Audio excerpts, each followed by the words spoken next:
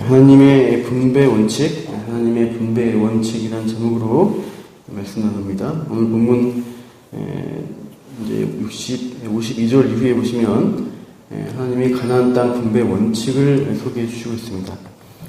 오늘 52절부터 56절 중심으로 말씀 보겠습니다. 그래서 53절을 보시면 명수대로 땅을 나누어 기업을 삼게 하라고 말씀하고 있습니다. 그리고 54절에 더 구체적으로 수가 많은 자에게는 기업을 많이 줄 것이요 수가 적은 자에게는 기업을 적게 줄 것이니 그들이 계수된 수대로 각기 기업을 주라고 말씀하십니다. 하나님의 원칙 중에는 공평함이라는 요소가 원리가 들어가 있습니다. 수가 많은 지파에게는 땅이 넓은 땅을 기업으로 주어야 공평해집니다. 수가 많은 지파가 작은 땅을 받게 되면은 그 지파에 속한 많은 사람에게 돌아갈 땅의 양이 개별적 기업들이 상대적으로 적을 수밖에 없습니다. 반대로 수가 적은 지파에게 넓은 땅을 주게 되면은 그 넓은 땅을 적은 수가 관리하기가 힘들어질 수 있습니다. 그래서 하나님은 수가 많은 지파에게는 많이, 또 수가 적은 지파에게는 적게 기업을 나누도록 하는 분배 원칙을 말씀하시고 있습니다. 하나님은 공평한 부의 분배를 기뻐하시는 것 같습니다. 그러니까 세상에서는 일한 만큼만 소득을 받아가고 또 일을 못하거나 적게 하면 그만큼 덜 받거나 못 받는 게 정의라고 공의라고 생각합니다. 이게 효율성을 따지는 거죠. 어떤 생산을 했을 때 산출된 결과를 따라서 그 기여도에 따라서 수고의 값을 받는 것이 정당하다. 이게 세상의 논리입니다. 이런 만큼만 먹고 살라. 이렇게 할 수 있습니다. 이런 방식은 자본주의적 발상이라고 할 수 있어요. 물질과 노동의 관계에서만 초점을 가지고 평가하면 그렇게 볼 수 있습니다. 그러나 하나님의 원리를 보시면 성경 전체적으로 하나님은 사람을 중시하고 공동체 안에서의 전체적인 정의를 원하시고 있습니다. 그러니까 공동체적 정의는 일한 만큼만이 아니라 공동체 안에 먼저 약하고 소외된 자들을 보살펴 볼 것을, 배려할 것을 요구하십니다. 공동체 안의 정의는 약하고 소외된 자를 그 공동체가, 특히 강한 자가, 많이 가진 자가 책임지기를 하나님이 기뻐하십니다. 구약의 이스라엘의 약자는 고아와 과부와 나그네를 많이 말씀하십니다. 가난한 자도 해당되겠죠. 그들이 게을러서 스스로 자기 먹을 것을 얻지 못하는 게 아니라 당시 고대 사회 구조에서 고아나 특히 과부는 자기 스스로 살아갈 방법을 얻기가 힘듭니다. 장정 남자만이 그 사회에서 우대를 받고 또 어떤 일들을 사회적 위치에서 지위를 노리고 노동력에 대한 대가를 얻을 수가 있어요. 홀로 된 여자나 어린아이는 우리가 기술된 민수기 인구조사 과정을 보면은 사람으로 치지 않습니다.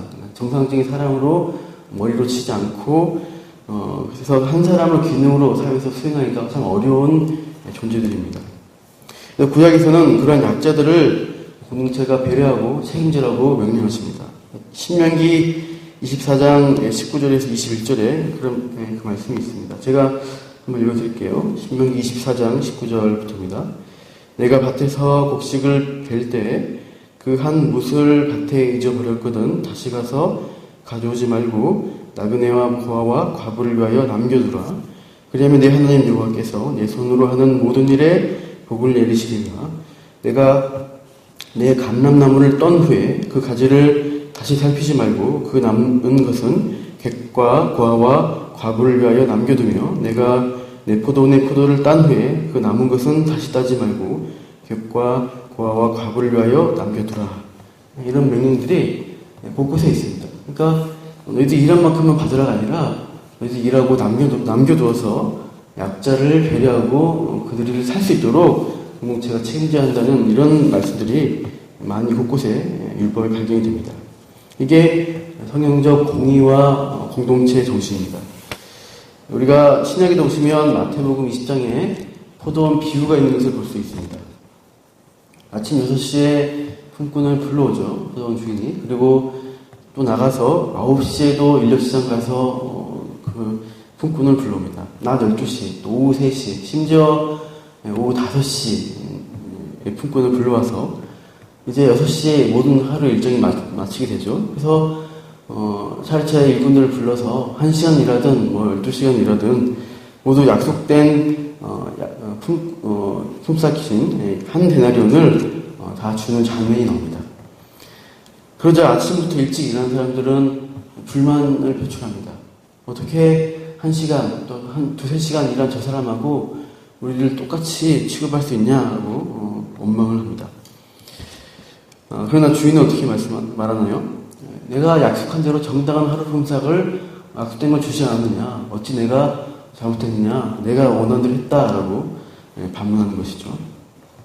이것은 당시 일용직 노동자가 하루 품삯을 벌지 못하면 어떤 일이 생기는가 생각하면 됩니다. 그 날에는 공친날이죠. 그 날에는 그 노동자의 가정 식구들은 모두가 배를 굶고 잠들어야 하는 것입니다. 그러니까 하루바로 하루 먹는데 일 못하고 남겨진 그들에게 만약 하루 품삯 주지 않으면 그들은 부족하게 먹든지 굶어야 되는 것입니다.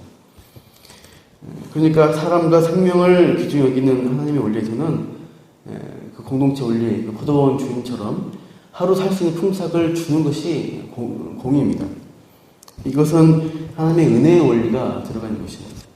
빈익빈 부익부 가진 자 더 가지고 없는 자는 더 못하는 게 아니라 강한 자가 약한 자를 책임져 주는 것, 돌봐주는 것이 공동체 안에서의 정의다. 그것이 하나님의 은혜를 흘려보내는 것이고 하나님 기뻐하시는 분배 원리입니다. 사실 우리도 그렇게 그 공동체 안에서 우리 함께하는 지체들에게 물질을 나누고 섬기는 것이 그런 성경의 원리라는 것을 기억해야 합니다. 기계적 정의가 아니라 사랑과 은혜를 나누고 사람들을 돌보는 것이 우리가 할 일입니다. 궁극적으로 그 사람의 영혼까지 우리가 돌보고 주님의 은혜 아래 그 사람을 이끌어가는 것이 복음으로 그들을 살리는 것이 교회의 사명이라고 할 수 있습니다.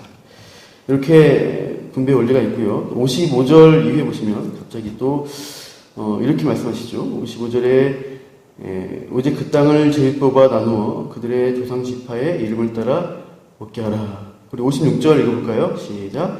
그 다소를 막론하고 그들의 기업을 제비 뽑아 나눌지니라. 방금 읽은 56절 보시면 다소를 막론하고 제비 뽑아 나누라고 말씀하시니까 방금까지 우리가 53절, 54절에 이렇게 다소를 따라서 그러니까 뭐 많은 자에게 많이, 적은 자에게 적게 이렇게 주라는 원리와 상반되어 보입니다. 그러니까 인구수에 상관없이 무작위로 제비 뽑아 나누라는 것처럼 보입니다. 그러나 원어를 보시면요, 그 다소를 막론하고라는 이 구절이 언어상은 많고 적음의 사이를 구분하여 라는 의미가 더 강합니다. 그러니까 많으면 많은 대로, 적으면 적은 대로를 구분해서 제비를 뽑으라는 의미입니다. 그러니까 이제 규모가 큰 지파들 중에서 큰 땅을 따로 구분해서 제비 뽑아서 그들만에 뽑고, 규모가 적은 지파들을 분류해서 더 상대적으로 작은 땅들을 이제 가지고 제비 뽑아서 분배하라는 의미로 보시면 연결이 됩니다. 그러니까 공평한 분배를 하는데, 수에 따라 하는데, 선택할 때는 이제 제비를 뽑아서 땅을 선택하도록 하신 것입니다. 그러니까 이 제비 뽑는다는 것은 내가 저 땅이 참 좋구나, 저 땅을 내가 가져가겠구나라고 의도하지 못하게 됩니다. 그냥 제비 뽑아서 되는 땅이 우리 지파의 땅이 되겠구나라고 생각하게 돼요. 그러니까 이것은 이 제비 뽑기라는 것은 그 선택권이 나의 노력과 공로로 주어진 게 아니라는 것을 인정해야 하는 것입니다. 자기가 선택하려고 한다 그러면 누가 더 좋은 토질과 환경을 가진 땅을 가질 것이냐, 그 싸움이 일어나게 자명합니다. 그러나 제비를 뽑으면 그 땅 또한 하나님의 은혜로, 하나님의 주권으로 주시는구나 라고 인정하고 받아들여야 하는 것이에요. 내가 저 땅을 차지하지 않은 계산으로 그 땅에 대한 모든 전략과 노력을 다 해가지고 내가 얻었다라고 자랑할 수가 없게 됩니다. 내 노력으로 다루던 교만이나 자기 능력에 대한 신뢰가 올라올 수가 없게 돼요. 이 기업은 내 것이야, 하나님이 아니라 내가 속에서 얻은 것이라는 자기 소유권을 하나님 앞에 주지 못합니다.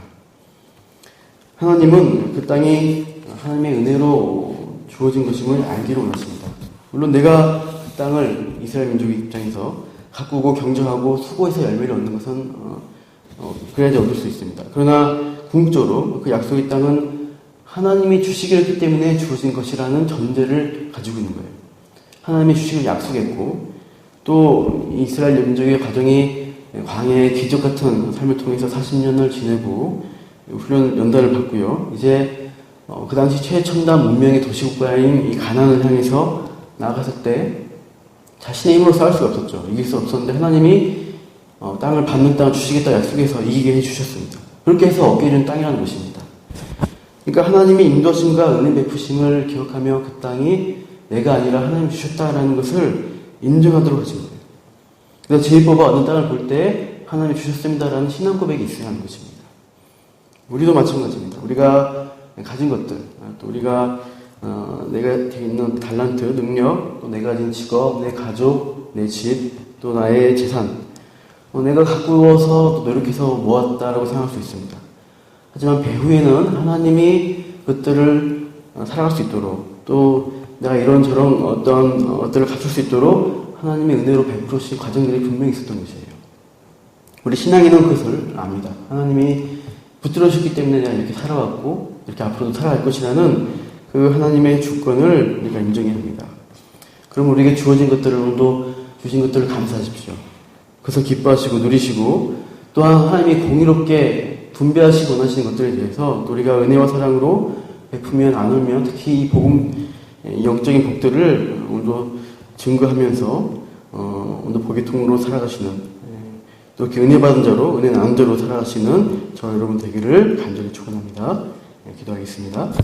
하나님, 오늘 우리가 민수기 말씀을 보면서 또 하나님이 그 땅을 앞두고 이스라엘 민족에게 그 많은 지파의 수에 따라서 넓은 땅을 또 제일 뽑아서 주심으로 우리의 권리주장이나 나의 교만함을, 나의 노력을 자랑하지 못하게 하신 이 말씀을 또 살펴보았습니다. 하나님, 우리를 이 땅을 살아가는 우리도 하나님의 은혜와 주권 가운데 우리 것들이 주어졌고, 또 하나님은 공동체 안에서 정의를 실현하시고, 또 강한 자가 약한 자를, 또 일어선 자가 넘어진 자를 돌보기 원하시는 그 하나님의 우리를 따라서 오늘도 복을 나누며 은혜를 나누며 살아가는, 또 그렇게 하나님을 감사하며 높여드리는, 찬양하는 우리 성도의 삶이 되게 하여 주시옵소서. 우리의 기도의 제목 가운데 들으시고 역사하시는 그 하나님의 은혜를 우리가 바라보며, 또 오늘도 하나님 기도 가운데 성령께서 선하게 우리를 붙들어 주시기를 간구합니다. 기도드리며 이 모든 말씀 예수님 이름으로 기도합니다. 네.